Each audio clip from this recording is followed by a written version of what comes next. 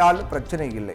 என்ன விஷயம்னா, கடந்த சட்டமன்ற தேர்தலின் போது முதலமைச்சரால் அளிக்கப்பட்ட வாக்குறுதிகளை நிறைவேற்றணும், அரசு ஊழியர் ஆசிரியர்களுக்கு பழைய ஓய்வூதியம் அளிக்கப்படும் அப்படிங்கிற வாக்குறுதியை புறக்கணிக்க கூடாது, மத்திய அரசின் ஓய்வூதியம் புதிய அறிவிப்பு நிலைப்பாடுதான் சரி என்று தமிழக அரசு ஏற்பது நியாயமற்றது, இது வாக்குறுதி மீறிய செயல் அப்படின்னு அனைத்து துறை ஓய்வூதியர் சங்கத்தினர் வலியுறுத்துறாங்க. கடந்த 2003ஆம் ஆண்டு பங்களிப்பு இல்லாத பழைய ஓய்வூதிய திட்டத்தை ரத்து செய்துவிட்டு 2004 ஜனவரி 1ஆம் தேதி முதல் புதிய ஓய்வூதிய திட்டம் மத்திய அரசு ஊழியர்களுக்கு அமல்படுத்தப்பட்டது. இதே நடைமுறையில் தமிழக அரசும் புதிய ஓய்வூதிய திட்டத்தை செயல்படுத்தி வராங்க. முன்னதாக பழைய ஓய்வூதிய திட்டத்தின்படி அரசு ஊழியர்களுக்கு கடைசி சம்பளத்தில் 50% ஓய்வூதியமாக வழங்கப்பட்டது. இது தவிர பணவீக்கத்திற்கு ஏற்ப ஓய்வூதியத்தில் மாற்றங்களும் செய்யப்பட்டது. இதன்படி பார்த்தா ஒருவருடைய ஆண்டு சம்பளம் 15 லட்சம் ரூபாய் பெறுகிறார் அப்படின்னா அவங்களுடைய மாத ஓய்வூதியம் சுமார் 62,500 ரூபாயாக இருக்கும். ஆண்டுக்கு பார்த்தீங்கன்னா 15 லட்சத்தில் இருந்து 15 லட்சத்தில் 50%, அதாவது 7.5 லட்சம் ரூபாய், அதாவது மாதம் 62,500 ரூபாய். இந்த திட்டத்தின் கீழ் பார்த்தீங்கன்னா ஓய்வூதியம் பெறுபவர் தனது வாழ்நாள் முழுவதும் இந்த தொகையை பெற்றுக்கொள்ள முடியும். அது மட்டும் இல்லாமல் அகவிலைப்படி உயர்வுக்கு ஏற்ப இந்த தொகை அவ்வப்போது ஓய்வூதியதாரர்களுக்கு ஓய்வூதியமாக அதிகரித்து வருது. இந்த பழைய ஓய்வூதியம் என்பது 2003ஆம் ஆண்டுக்கு முன்பு பணியில் சேர்ந்தவர்களுக்கு நடைமுறையில் இருக்கு.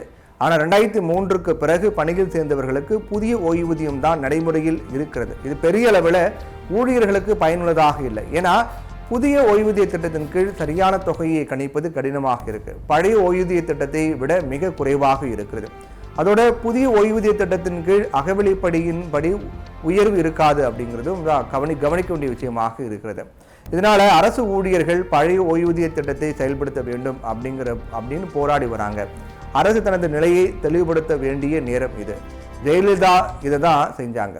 தேர்தலுக்காக சாத்தியமில்லாத வாக்குறுதிகளை தருவது, பின்னர் எதிர்க்கட்சிகள் கேட்டா நீங்க என்ன கிழிச்சிங்க அப்படின்னு கேட்பது பழைய கால அரசியல். ஆனா இப்போ விழிப்புணர்வு அதிகம் என்பதை மறந்துவிடக்கூடாது. அரசு ஊழியர்களை வைத்து மக்களை திசை திருப்புவது என்பது அதிமுக கால அரசியல். அரசு ஊழியர்களின் நடவடிக்கைகள் மக்களுக்கு வெறுப்பானவை என்பதை சங்கங்களும் சந்தாவிற்காக கண்டுகொள்வதில்லை. இதுதான் மக்கள் வாக்குகளை அதிமுகவிற்கு எம்ஜிஆர் ஜெயலலிதா காலத்தில் குவித்தது. அவங்களை நோக்கி இடதுசாரிகளே ஓட வேண்டியதாயிற்று. சங்கங்களிடம் இவங்க தான் பெரிய எதிரி. அதனால தான் கூட்டு, அப்படி சீட்டு வாங்கினாதான் உங்கள் குரலை எழுப்ப முடியும் அப்படின்னு சொல்லி சமாளிக்க முடிந்தது. டெல்லி மேடத்துல செல்வாக்கை பெறவி இப்படி அவங்க நாடகம் ஆடினாங்க அப்படிங்கிறதையும் புரிந்து கொண்டு விட்டார்கள் மக்கள். இப்போ நிலைமை வேறு விதமா இருக்கு. எனவே இடதுசாரிகள் இப்போ திராவிட கட்சிகளுடைய கருத்துக்களை சொல்லி வருவது அப்படிங்கிறது ஏற்புடையதா அப்படிங்கிற மாதிரி கேள்வி வருகிறது.